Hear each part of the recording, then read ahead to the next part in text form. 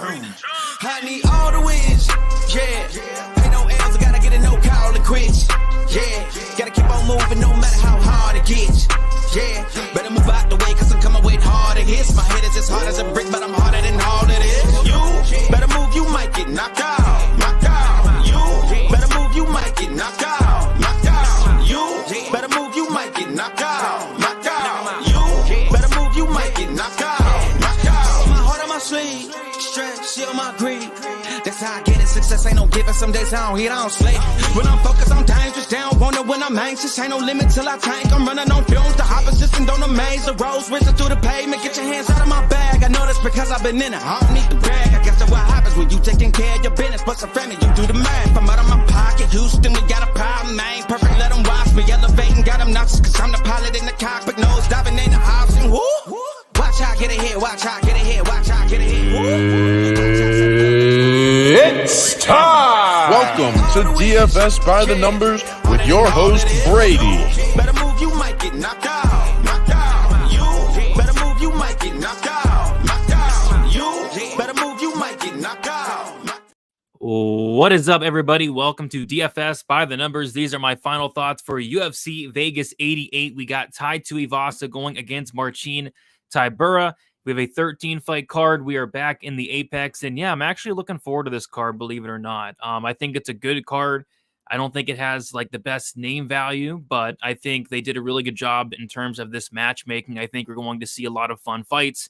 I think we're going to see a lot of finishes as well. So yeah, definitely looking forward to it. Have quite a few bets as well.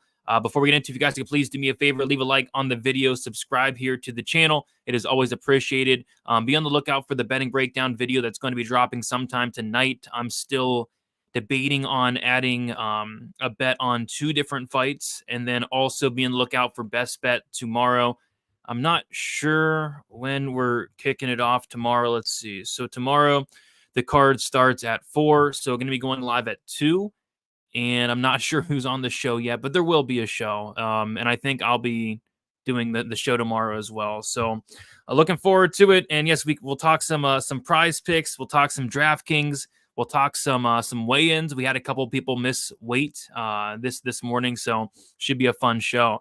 All right, guys, before we get into it, I want to hit up the chat here, and we're going to start with the first person in the chat. We got Sean. Sean, I think it's been a while, man. I don't think I've talked to you in a while, but yeah, what is up, Sean? Let's go. We got Ben in the building. Let's go. There's some underrated fights on this card. Absolutely. I think there's going to be a lot of very fun fights, and just shout out to Ben. He won the significant strike contest, got it right on the dot. Forget the exact number of strikes, but he nailed it. And I just sent him his $50 just before the show started. So shout out to Ben. And yeah, what a guess. What a guess. All right, we got Jacob. Yo, Brady, shout out to my girlfriend, Jenny. We just bought UFC 300 tickets. Yeah, shout out to Jenny. Shout out to you, Jacob, going to UFC 300. I want to go so bad, but holy crap. I mean, the tickets are so expensive. Like for nosebleed, you're looking at like $500 to $600 for like the worst seats possible. So I was going to take myself and then my brother and then also my friend. And I don't know, it would end up costing anywhere from like $1,500 to $1,800 just for UFC tickets. And then on top of that, the flight, the hotel, like holy crap. So I want to go. I'm not sure if I'll go yet, but yeah, it is very expensive. What I am thinking about doing is probably just going to International Fight Week like I have the last couple of years. Might just do that instead, but I do want to go to UFC 300. Just the prices of the seats, I mean, it's just terrible. But yeah, glad you were able to go out there and purchase yourself some tickets. We got AK in the building. What is up? We got Seth in the building. What is up? Let's get it, Jeff. Let's make some money indeed. We got Spencer in the building as well. What is up? We got Asai in the building. Let's get these locks. Let's get it. We got Jason. What's up, Brady? Let's get it tomorrow. Let's get it. Victor de Jesus in the building. What is up? Tough card, but money to be made. I like Nunes fight over 2.5 at even money. That will be one hell of a sweat. I mean, what a fight that is, the Nunes Chandler fight. I'm not sure what I'm doing with that fight yet, but I don't know. It's an absolute mess. And yeah, we'll talk some prize picks. I'm doing pretty good, Eldor. Woke up at 6 o'clock in the morning, so I'm very tired. But yeah, I'm excited to do the show today. Let's see here. Now, Louise saying parlays already placed. Excited to to see your insights on this card. Going to play some more parlays after the show. Let's get it, Luis. And we got an endorsing bangers. Let's Go Brady. Actually pretty hyped for this card. I am as well. You know, it's an Apex card, but I think it's a fun card. I'm looking forward to it. Happy Friday to you as well, Patrick. Dan is on the Nunes Chandler over. And UFC Atlantic City tickets are even pricey. Yeah, I haven't checked them, but I imagine they are. So, and I was going to go to UFC Miami, but those tickets were just wild as well. But yeah, it's annoying, but I guess you got to pay a lot to go these days. And then Stevie in the building as well. What is up? All right, guys, I say we get into it here. And we are going to start with the first fight on the card. We got Charalampos Gregorio going against Chad Inheler. And yeah, not much really sticking out on this first fight. I'm going to take a look at the current line here. I think it probably is like a dog or pass situation here on the Inheler side. It looks like Inheler was sitting around like plus 175 earlier in the week. I did not pull the trigger, and I don't think I'm going to now, but that's kind of the side I'd be looking at. It's just, you know, Chad Inheler, this guy's 12-7. He's 37 years old at bantamweight. I don't think he's that great. I've never been high on him. On the flip side, you got Gregorio, who's 6 years younger, just hasn't really proven anything. And to be honest, I'm not that impressed with the guy. I know he got a 60-second knockout on the Contender Series, but, you know, prior to that, I don't think he has the best cardio. I think he's a little bit low volume. And Helliger's fought the much better competition, and Helliger's much more experienced. So, yeah, I think there are some reasons to like the dog, but I just don't really want to run to the window to lay any money on a 37-year-old bantamweight who, like I said, I've just never been high on. So it's a dog or pass, leaning more towards the pass for this first fight of the night. From a DraftKings perspective, I think that's where I'm going to get my exposure here to Chad Inheler. I think Gregorio is way too expensive at $8,900.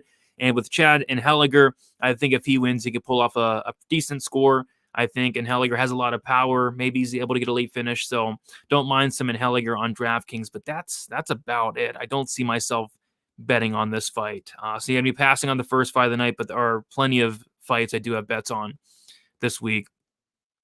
Did everyone make weight? No. We had a couple weight misses. Danny Silva missed weight by a couple pounds. We had, who else? Oh, Chelsea Chandler missed weight, but she apparently was going back to try to cut the weight. I'm not sure if there's an update or not, but Chelsea Chandler missed weight.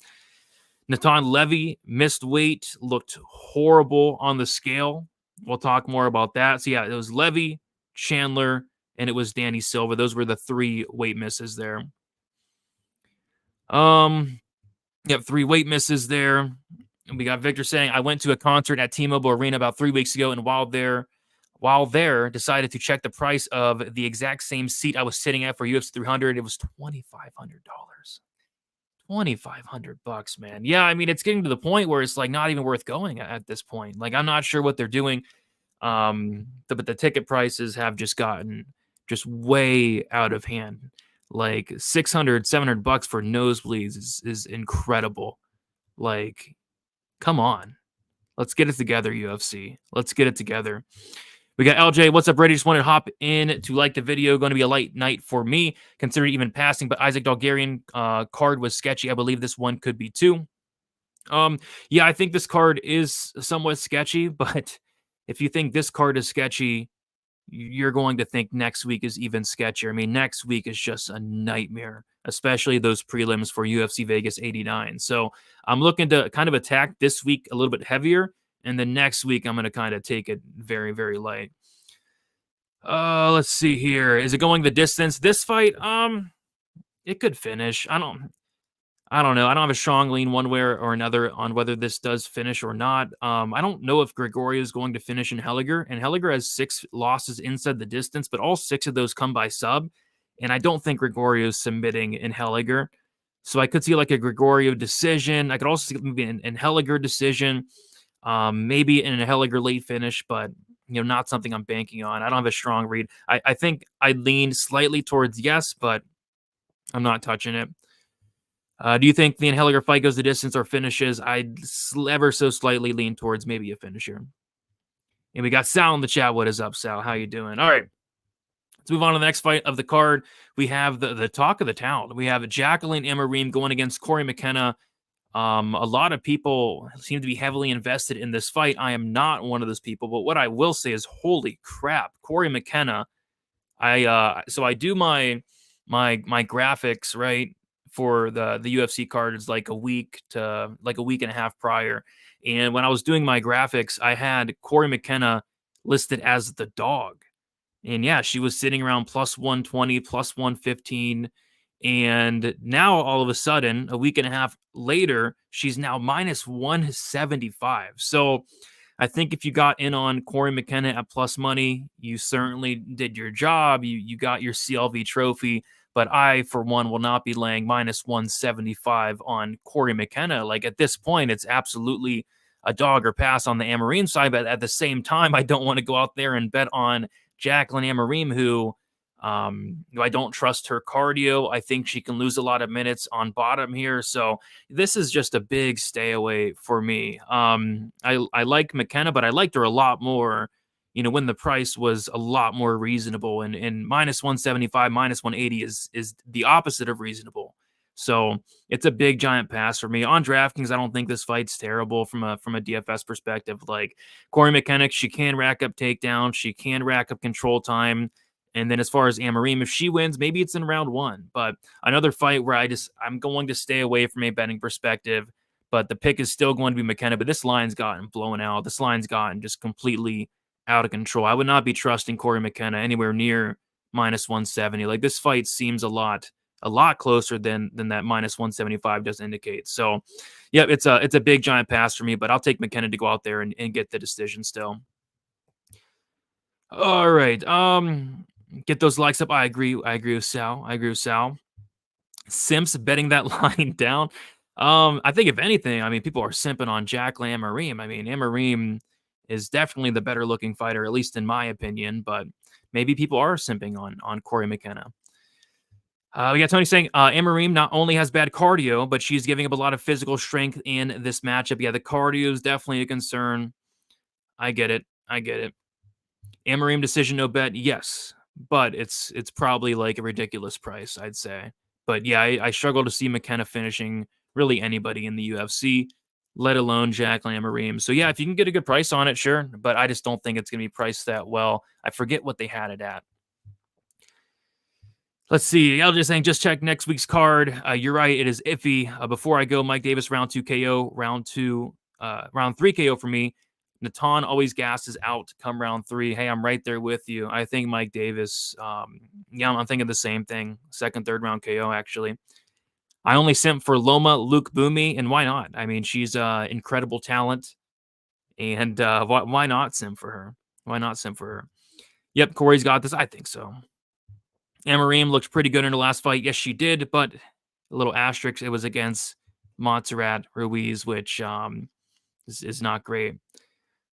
Is Moises solid as the line sits? I will talk about that fight. I do have a bet on that fight, but Moises is typically not the guy you want to lay minus 400 on. But yeah, I think he should win.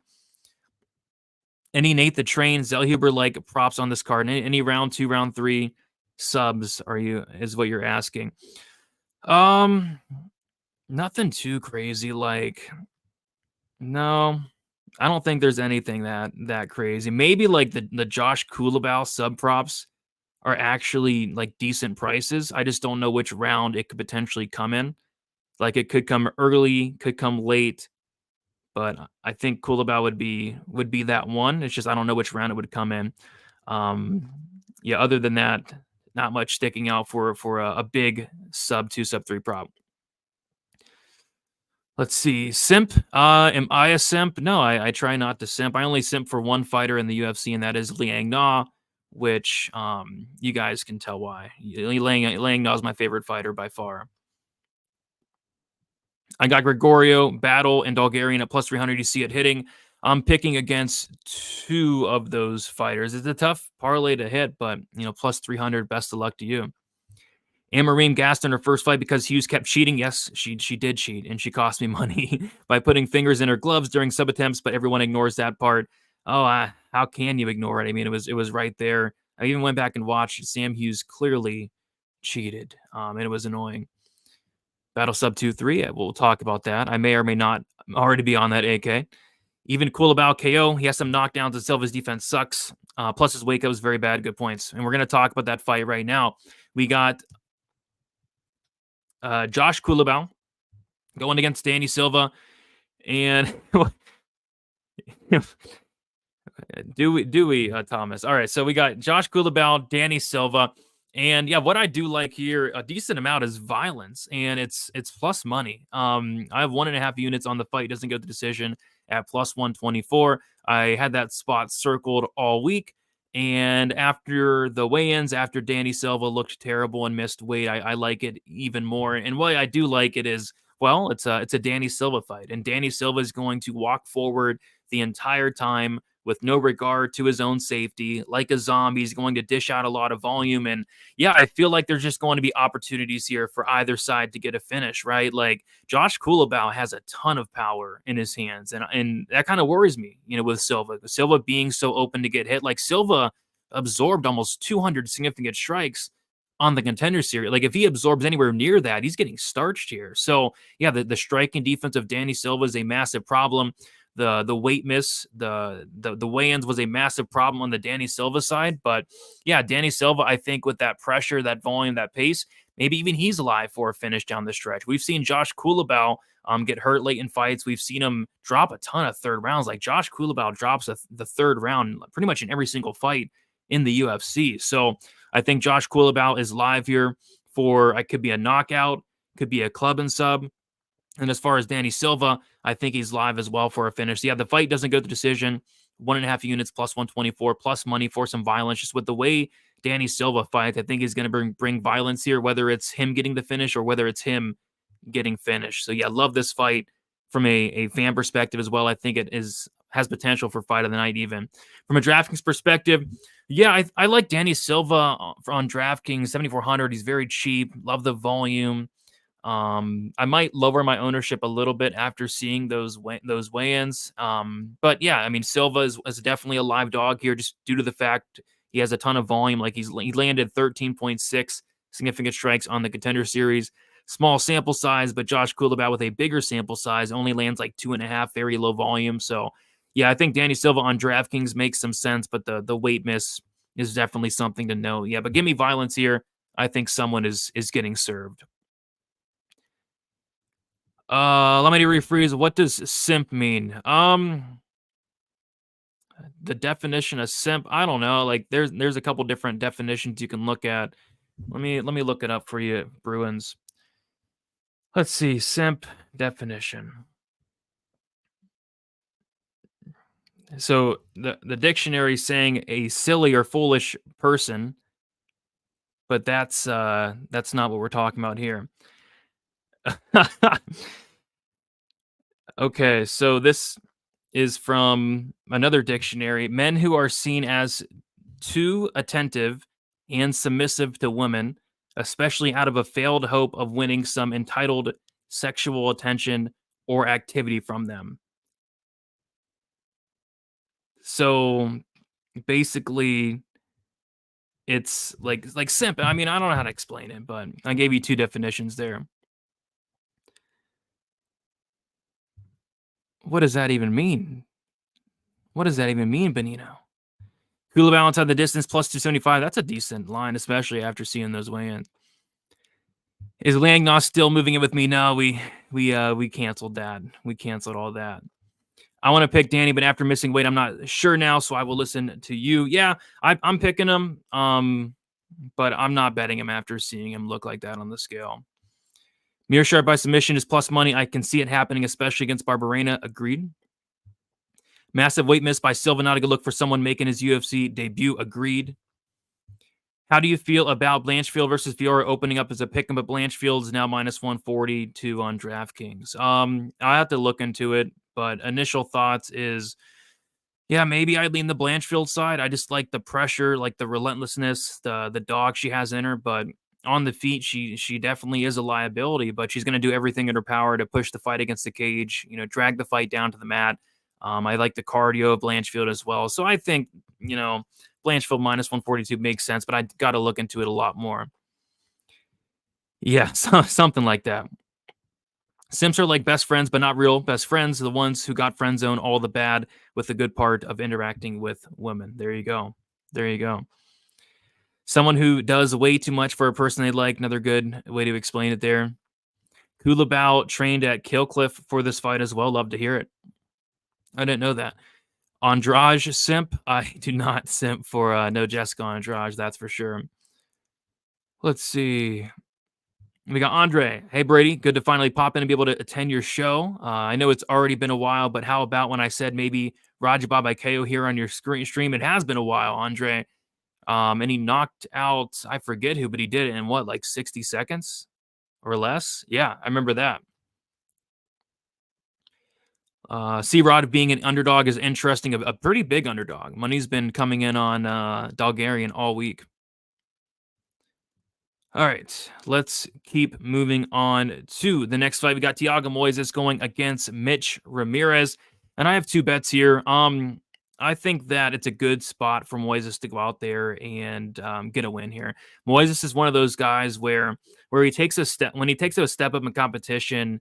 He looks terrible in a lot of those fights. You know, he gets finished in a lot of those fights. Islam Makhachev submitted him.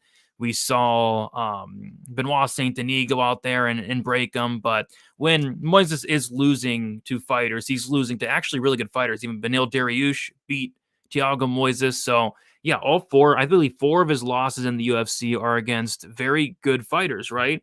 And then when he takes that step down,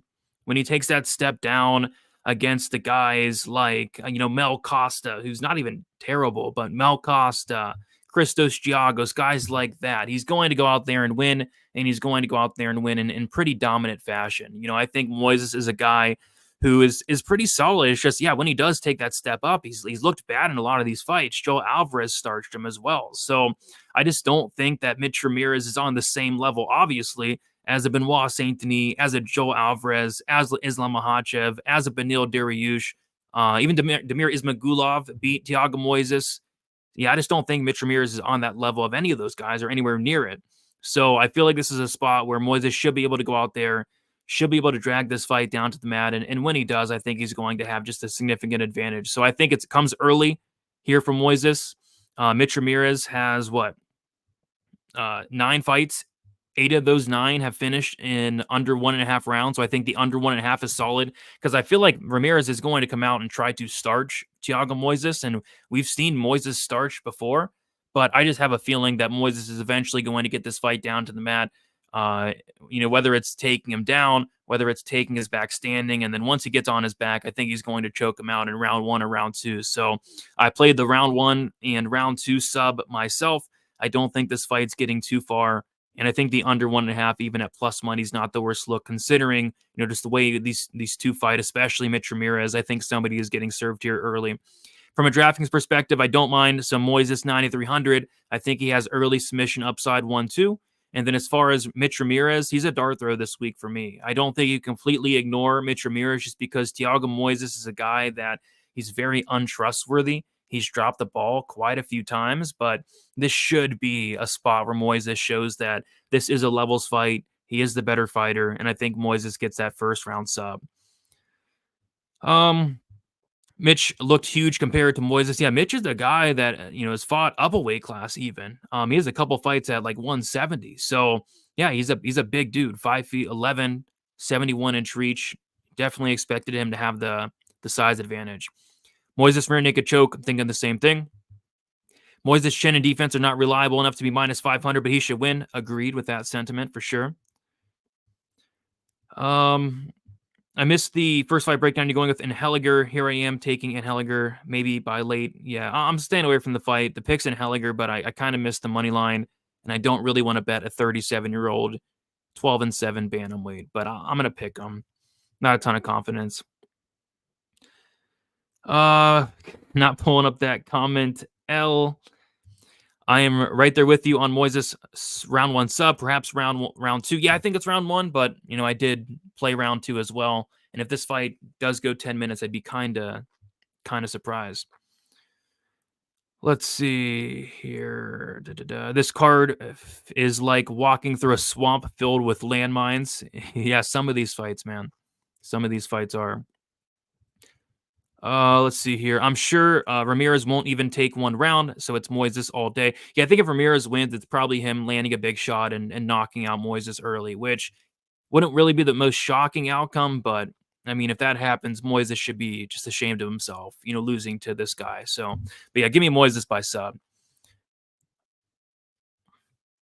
All right, let's move on to the next fight. We have Filho going against Osborne. Yeah, I don't have a bet on this fight yet because I'm trying to figure out how to play it exactly. But I'm going to be playing violence in some type of way. I think this is probably the most violent fight on the card outside of like the main event where the fight doesn't go to decisions like minus 1400. Just because both these guys are kill or be killed fighters. Like Filho's not been the full 15 minutes in like 11 or 12 fights. It's been a while. Osborne's killer be killed in his own right. Osborne has 5 losses inside the distance, couple by knockout, couple by sub. I think Osborne's actually maybe live here early on to land a big shot. We've seen Filho hurt early before. We've even seen Filho submitted. I believe Filho's been submitted, I think in 3 of his losses, Filho's been submitted. So he's been submitted before. Osborne's been submitted before. So, yeah, I think somebody's getting served here. I'm just not sure how I'm going to play it. I think the fight doesn't go to decision at minus 235 is fairly generous, but I'm not sure if there's another way I want to play it because I don't know if I want to mess around with the props because, I would lean Filho round 2, round 3, but we've seen Osborne finish in the first round multiple times. And Filho has a couple first round finishes. So it could happen in the first. So I don't know if I want to take the 2-3 for Filho, only for him to go out there and find the finish in the first. If I'm taking a shot on the Osborne side, it's probably going to be in round 1, but the round 1 prop is not entirely great at plus 650. So what I might just do is I just lay the chalk on that fight doesn't go. I struggle to see this fight going 15 minutes, and I think somebody's getting served here. I lean towards Filho. I think he's the more trustworthy guy, the more durable guy, the guy with the better cardio, the guy that I trust more if this fight gets extended. But Osborne could pose some problems early on in the fight. From a DraftKings perspective, I think both guys are definitely in play. Filho has that grappling upside, that submission upside. And then Osborne, if he wins, I think it's in the first round. So love this fight from a DraftKings perspective. And I think it's going to be a very fun fight for as long as it lasts. But yeah, no bet for me yet, but I might just play that fight doesn't go. It's minus 235. I don't think that's a bad look. Don't really love laying a ton of chalk, but that's one spot I wouldn't mind laying chalk in. Ode to lose by disappointment. He seems to do that quite a bit. Brendan Allen versus Chris Curtis 2 is official. Just saw it on Twitter. Heck yeah. So that's the new main event then. All right. I can dig it. I can absolutely dig that.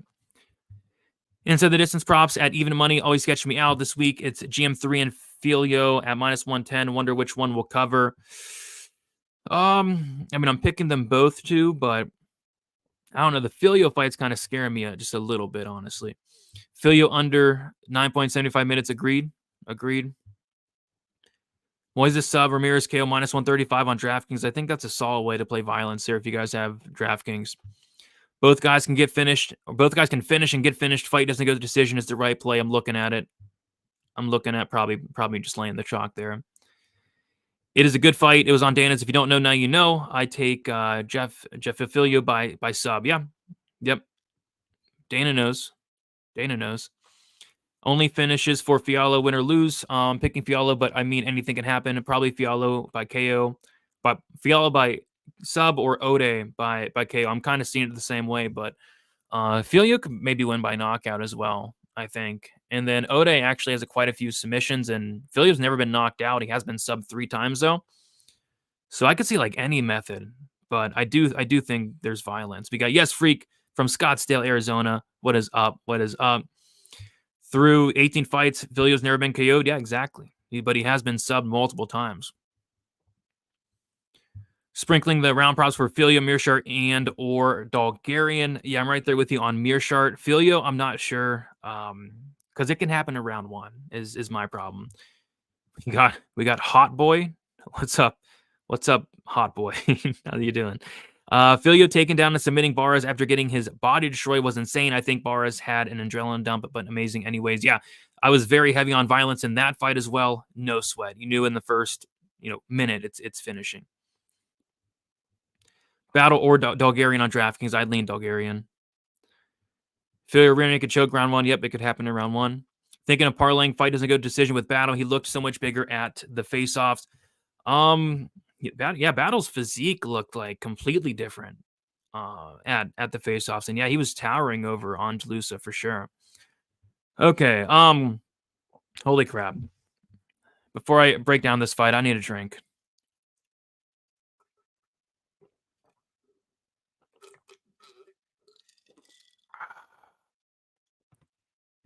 All right. We got Josiane Nunes going against Chelsea Chandler. And I don't have a bet on this fight, but I did. I don't have a bet on this fight, but I don't know. This fight, like, it can go either way. Like, this fight, I think, can go either way. Because on the feet, I like the striking of Josiane Nunes. I think she's going to have an advantage there. Maybe she can hurt Chandler. But on the mat, I think it's one-way traffic is the thing. I think it's one-way traffic. Like, if Chelsea Chandler is able to get on top of Nunes, I think Nunes is screwed. So, I don't know. I don't know what to do with this fight yet. I'm actually thinking about maybe taking a shot here on some props, because you take a look at Nunes inside the distance is like not a great price. Let me see. So Nunes inside the distance is only plus 165. But Chandler inside the distance is like plus 340. So I don't know. I feel like this is a 50-50 fight. I feel like this fight can go either way. I feel like if Chandler gets on top of Nunes, like, she could finish her there. So yeah, those Chandler finish props are pretty interesting, honestly. Plus 340 for the inside the distance. And then the 2-3 for Chandler. Chandler round 3, 1,600. Chandler round 2, 1,100. Like, those are some spots I'm looking at. But at the end of the day, I mean, I really don't want to bet this fight. But if Chandler gets one takedown, like, what is Nunes going to do off her back? Nothing. She's going to do nothing. And Chandler did miss weight, which I think only favors Chandler. Like, Chandler is already so much bigger than, Josiane Nunes, who on paper she says she's 5'2". She's not. She's 4'10", 4'11" at best. I mean, Josiane Nunes is lying about her height. She's 4'10", 4'11". Chandler's going to be towering over her. I mean, Chandler had to probably cut a ton of weight to even try to get down to bantamweight. So Chandler's going to be just much, much bigger. And yeah, if she can get on top of Nunes, she's probably going to destroy her. And those inside the distance props are very intriguing for one Chelsea Chandler. So I don't know. I haven't bet this fight, but the more I got to thinking, I think the size and the ground game of Chandler might be able to come and play here. But yeah, this fight's terrible. I don't know what's going to happen here. It's but it should be hilarious. I think it's be a hilarious fight, but we'll see. Chandler missed weight, and they were talking about she was going to try to cut additional weight. I'm not sure if she ended up making it or what, but I think the weight miss actually helps Chelsea Chandler. So we'll see. All right. Let's see. Do you favor Kennedy, Moises, or Davis for DK tournaments? I like all three. Davis would probably be my number one. Bathroom break. I mean, I'll be watching this. I think this fight's going to be fun. Nunes has only KO'd Cans in the regional scene. Yeah, just terrible. Like, the worst competition imaginable. Her last fight, she couldn't even finish a washed 41-year-old over 2.5 at even money. Yeah, that Farron fight took years off my life. I think I had like Nunes KO or something along those lines. And yeah, it took just years off my life. Yeah, I am kind of stressing on it, Ty, because I'm considering maybe taking a small shot on some Chandler props, which is disgusting. As soon as Nunes lands one big shot, Chandler will pull another Wile E. Coyote. Yeah, that was insane. I'll never forget that moment as well. Nunes is tiny, low center of gravity, may be tough to take down. I mean, she got taken down easily by Ramona Pascual, which that's terrifying. 4'11" featherweight, yeah. I mean, 4'11's putting it nicely. I think she's more so 4'9". or 4'8". None of the 3 fighters that missed weight were mid. Oh, were medically cleared to keep cutting. Okay, so Chandler didn't go back and continue to cut, which I like. I mean, if you're on Chandler, you wouldn't want her to drain herself extra. You want her to have that already massive weight advantage. Chandler props. Yeah, man. I mean, the Nunes props suck. Like, Nunes inside the distance is like plus 160. That's terrible. But Chandler inside the distance plus 340. I don't know. I could get talked into it. It's it's greasy, but just imagine, like, if Chandler gets on top of Nunes, it's probably a wrap. It's probably a wrap. But we'll see. I did not bet on this fight.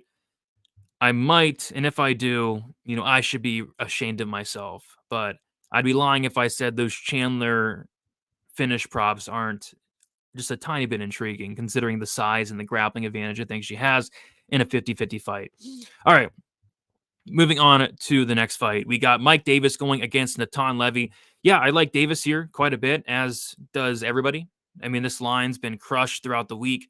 I think it's about accurate now. Like, it was like -2, even 235 at one point. Now it's -500. So Davis is in everybody's parlays. And yeah, I mean, I like him to win this fight. I think it's a great fight for him. I think he's better in every single aspect of mixed martial arts than Natan Levy.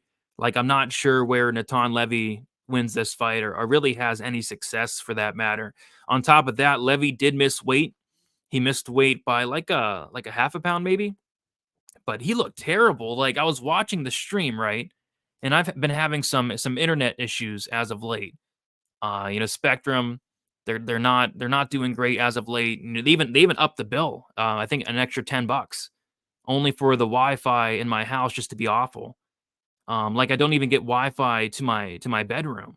So yeah, my internet's been sucking. Spectrum's been dropping the ball, and I'm looking at the stream, and it looks frozen. The stream looks frozen, but it wasn't frozen. It was just Natan Levy just being extremely slow. Like, he was looking slower than OSP on the scale. Like, that weigh-in took like 5 minutes, Natan Levy. So no wonder he didn't get medically cleared to continue to cut that half pound. I wouldn't medically clear this guy, and I'm not even a doctor, but I can tell just by looking at him that something is up with Natan Levy. That looked like a terrible weight cut. He was probably the guy that looked the worst on the scale. So I was already leaning Mike Davis, obviously, and I was already leaning Mike Davis to finish this guy. Like, Mike Davis, he is a finisher. I know he took Slava Borshev to decision.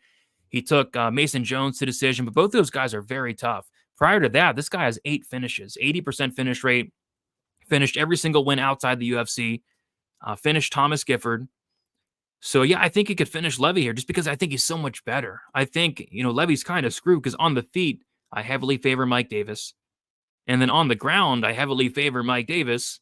And then although Mike Davis doesn't have the best cardio himself, I mean, I think he's going to have the better cardio here against Natan Levy, who looked like he was going to die on the scale. So I like Davis. I like him to finish. I think he's a fine parlay piece. Obviously, the line has just been completely blown out, but I'm very confident he wins. But Mike Davis inside the distance is plus 165 for a -500 favorite who's better everywhere. I think that's a solid look this week. So I'm on Mike Davis inside. I think he finishes. Could be knockout, could be sub, could be early, could be late. I don't know, but Natan Levy looked terrible at weigh-ins. From a DraftKings perspective, I think Mike Davis is a very good look on DK this week. Only 9,200, cheaper than Moises, cheaper than Kennedy, and I like him more than both those guys. I think goes out there and puts on a great performance this week. Nunes ain't finishing anybody. Yeah, maybe Nunes won't finish Chandler. I mean, Nunes didn't finish Farron, and Nunes also didn't finish Pasquale, which is inexcusable. But I do think Chandler could finish if he gets on top. If Levy tries to stand and bang with Davies, he's going to get KO'd. His stand-up is not the greatest. Yeah, I think the stand-up is all in favor of Mike Davis. This card sucks hardcore. I don't even trust Kennedy to beat OSP. How could you? How could you trust Kennedy at -700? Do we think Davis gets a finish here? I don't think Levy's been finished round 2 and round 3 finish live. Yes, I'm actually picking round 3. And you're right, Levy's never been finished, but he's also never fought Mike Davis, who Mike Davis is going to be the toughest matchup he's had by like a mile.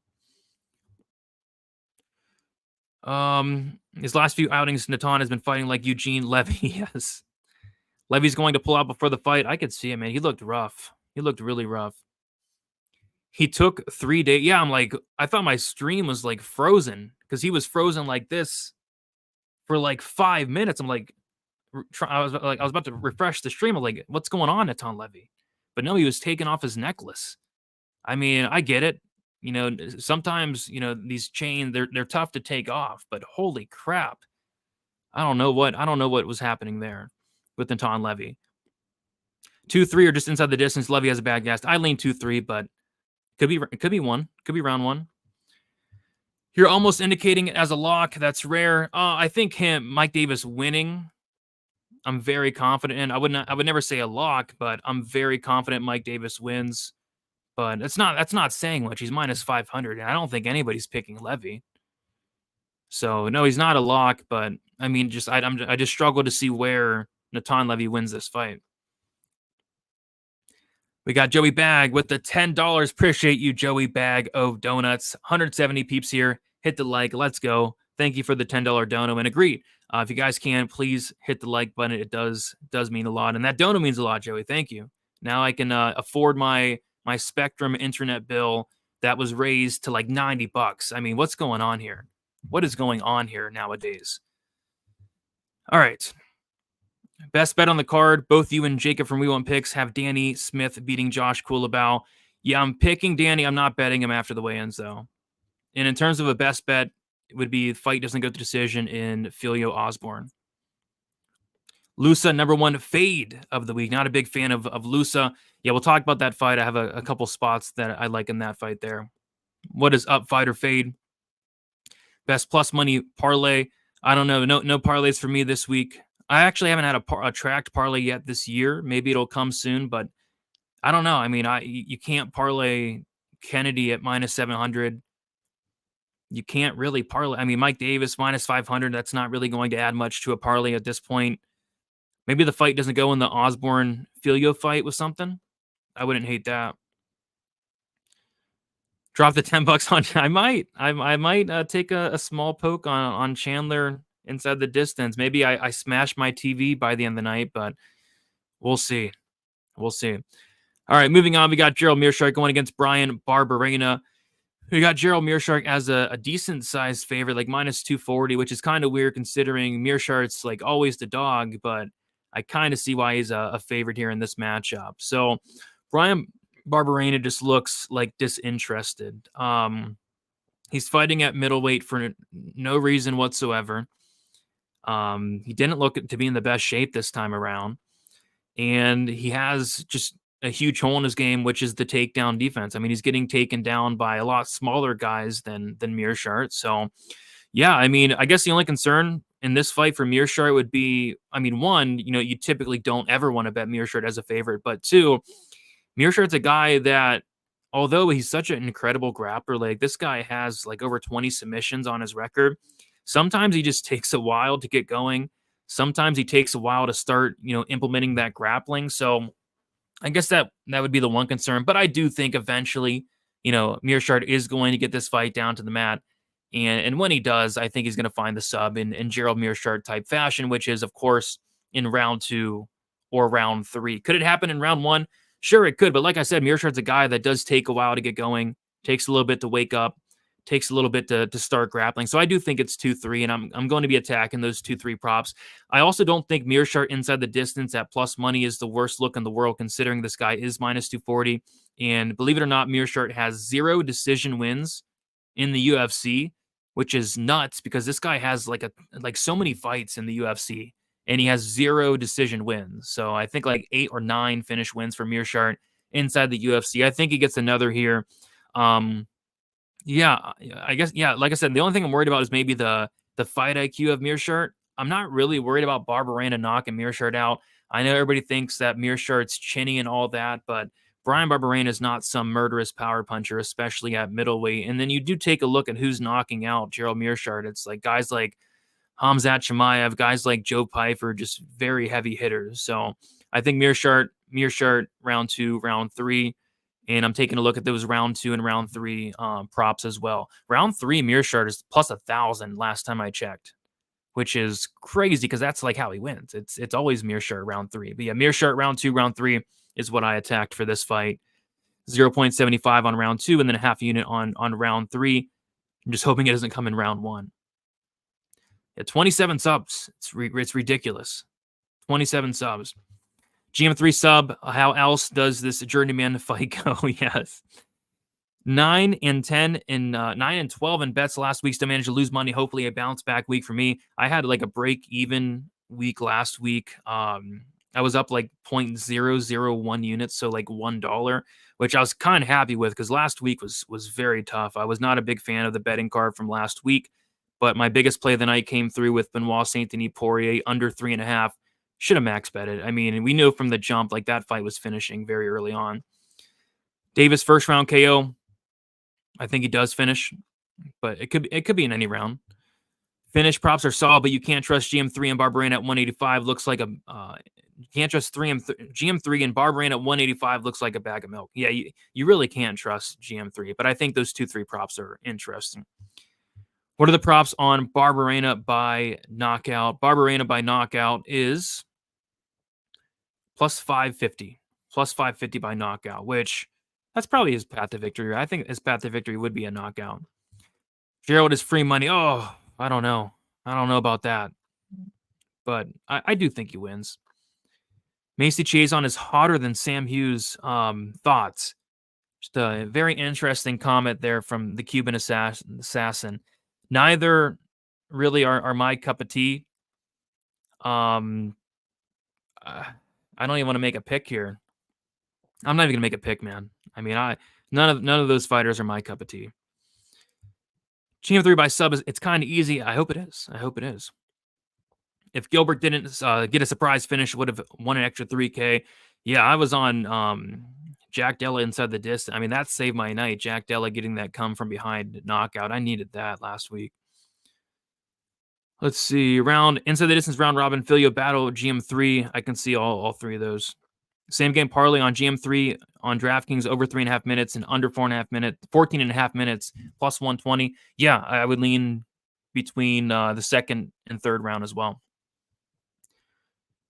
And he could if he tried, but he's a middleweight now.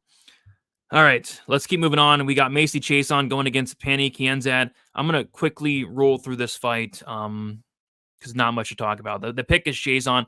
I think Chiasson wins. I actually like her to win a decent amount, but this line has got hit throughout the week. Macy Chiasson was sitting around like minus 170 for a while. She's now minus 220. I think she wins. Decently confident she wins, but I don't really want to lay minus 220 on her. And then in terms of a prop, I lean decision, but she did submit her in their last fight. But yeah, it's Macy Chiasson by decision for me, but I'm not betting this one. From a DraftKings perspective, I'm not touching it. I don't like Chiasson at 9K. And then as far as Kianzad at 7.2K, no thank you as well. So yeah, easy pass here. I think we could have went on. I think we can move on. Macy Barber. No, I think you meant Chiasson, which is very interesting. Yeah, just saying. If Charlton would have finished Blades in round 1 or round 2, would have been a part. Yeah, would have been a party for me, but weird finish there. Macy is 6 feet tall. Somebody tell her the WNBA pays slightly more than the UFC. She's huge, man. Macy, 54.5 significant strikes over. Could see it. I just have a feeling this fight's going to take place in control. Time positions a lot, like against the cage on the mat, but all right, let's move on. We have Isaac Dulgarian going against Christian Rodriguez. This is the People's main event. We got a lot of money coming in on Isaac Dulgarian throughout the week. He's currently sitting at like minus 190, and he was like a pick'em for a second, I thought. Yeah, he was a pick'em for a while, like minus 120 for a while. Now he's minus 190. So Christian Rodriguez is plus 160 now. Interesting fight. This is a fight where I don't really know what to think of it because, Isaac Dulgarian, 6 wins, all in the first round. This guy looks like an absolute killer.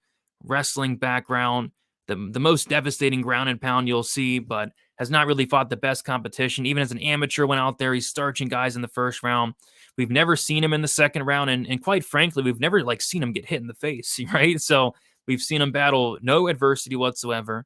We've seen him battle no resistance. We've seen nobody give this guy just an ounce of resistance ever, right? And he's taken on Christian Rodriguez, who I think is very underrated.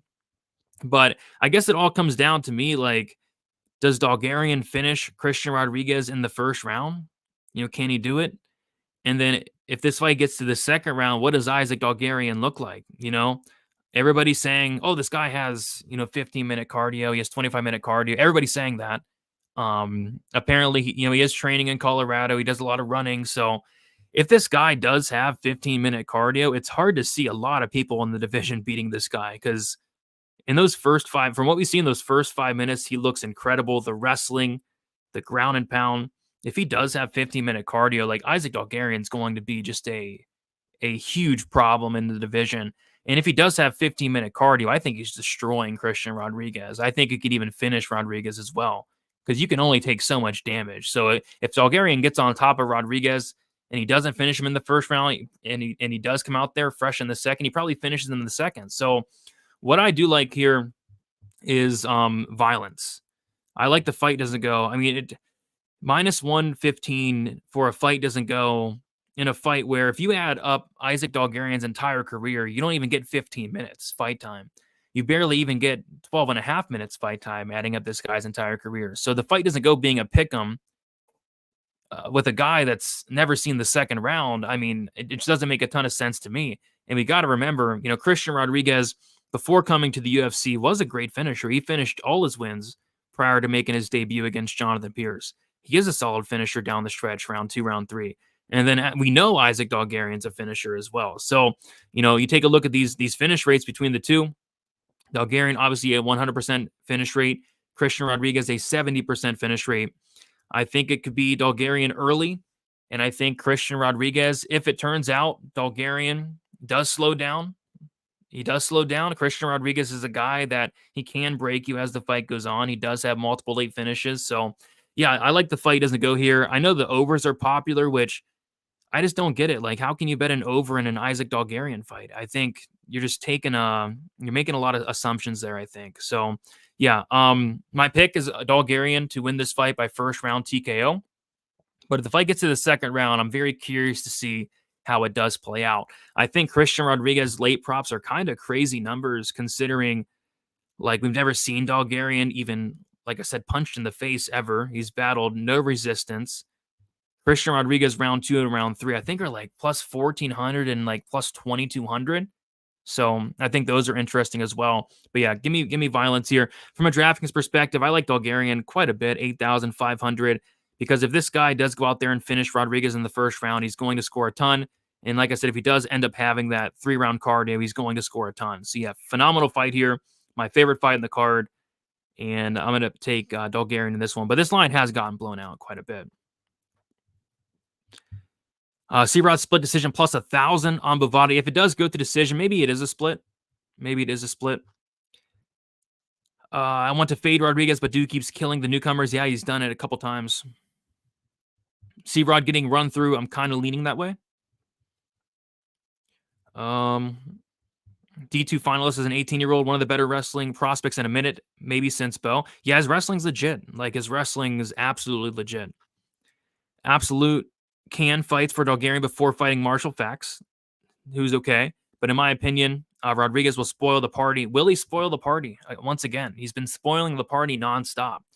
The decision, maybe. I don't know. I think if Rodriguez wins, it might be like a late finish, though. Because I'm not sure what a Rodriguez decision even looks like. Because I think he is going to get taken down and controlled here quite a bit. Maybe he can stuff the takedowns round 2, round 3, keep it standing, maybe outstrike Dulgarian. I don't know. Isaac's Prize Picks fantasy score is only 88. Seems low. Like, if he wins, he's smashing that.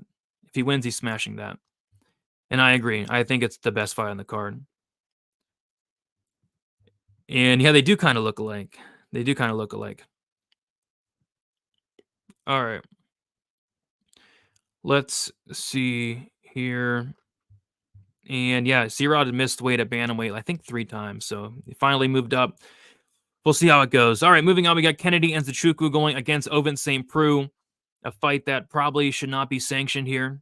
I'm not sure what OSP is doing in this fight. He's 40, almost 41. And yeah, OSP's just looked done for the last 4 years.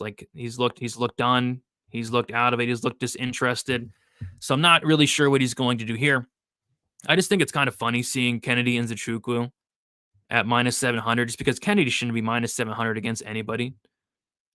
Kennedy's a guy that there's a lot of weird fights involving Kennedy and Nzechukwu, fights where he's getting starched by Dustin Jacoby in a minute, fights where he's getting starched by Da Un Jung, the invisible elbow that didn't land, fights where he's getting subbed, round 3 by Paul Craig. So, he has dropped the ball in weird fashion before. So, yeah, you can't lay minus 700 on Kennedy, but at the same time, how can you ever pick OSP to win a fight at this point of his career? So what I did was I played the Kennedy 2-3 props. I think it could come in round 1, which is the scary thing. I really do. I think it could come in round 1, but I was looking through Kennedy's career, and Kennedy actually has 0 first-round finishes in the UFC, and you can kind of see why. This guy's a very slow starter, and you noticed in his last fight, I think it was his last fight of the fight before, versus Dustin Jacoby, I think it was the last fight, he did actually try to start fast, and he got knocked out. So I'm kind of expecting a patient version, at least I'm hoping to expect a patient version of Kennedy early on, gets going as the fight goes on, just like typical Kennedy and Nzechukwu fashion, and then getting the finish in round 2 or round 3. Because Kennedy round 1 is plus 110, plus 115, but Kennedy round 2 are pretty solid, plus 410, and then I think plus 750. So Kennedy has quite a few round 2, round 3 finishes in the UFC. He went out there and finished Devin Clark in round 2. He finished Ion Kudalaba in round 2. He finished Carl Roberson in round 3. He finished Danilo Marquez in round 3. Finished Carlos Olberg in round 2. And then and that's it. And then he has a decision win against Darko Stosic as well. So yeah, round 2, round 3 for Kennedy. Really the only way of attacking it for me. Does it happen in round 1? Maybe. Maybe OSP's that washed, but I'm hoping Kennedy starts slow like he always does. From a Draftkings perspective, Kennedy at 9,400. I don't know. I feel like he does get a finish. He's minus 300, minus 400 to get that finish. But he is expensive, and he does start slow sometimes. I wouldn't mind, fading Kennedy in tournaments, but in cash, I think he's super safe. And then what I'll also say is I think the sub for Kennedy could potentially be live as well. It's plus 1,000. OSP's been submitted 3 times, and it could look a little bit like, I went back and watched one of OSP's fight. I think it was Ilir Latifi. It was like a standing guillotine. It could look something like that. Kennedy was able to get that against Devin Clark. So maybe Kennedy is able to hurt him. OSP shoots in and gets his neck snatched up, some type of thing like that. But yeah, I just thought the inside the distance for Kennedy minus 400, the sub at plus 1,000, I think is worth a shot as well. But yeah, Kennedy should go out there and get the win. Kennedy should never be a minus 700 favorite ever, ever, ever, ever. OSP upset, destroying everyone's parlays. It would. Everybody parlayed up OSP this week. Too young and makes too many mistakes. He makes a ton of mistakes. Round 1, round 2 sub. I would lean 2-3, but I just played the sub straight just because it could come in round 1, 2, or 3, I think.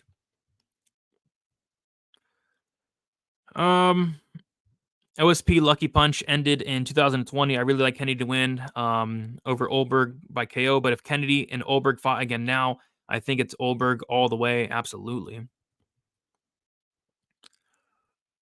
Made 250 off of Kennedy $5 Kennedy round 2 sub when they fought Devin Clark. They put it as a crazy price again. Had to throw another 5 on Kennedy sub 2-3. I was looking at it myself, and that'll forever haunt me because on Bet365 they had Kennedy sub 2 plus 10,000, and then Kennedy sub 3 plus 10,000. I had my finger over the trigger all week, and I didn't bet it. So that sucked. But I did bet Kennedy round 2, round 3. But yeah, I should have bet the sub as well. Either fighter round 2 is plus 250. OSP plus 1,800 round betting. There is a chance. I think it'd come in round 1 if it's OSP.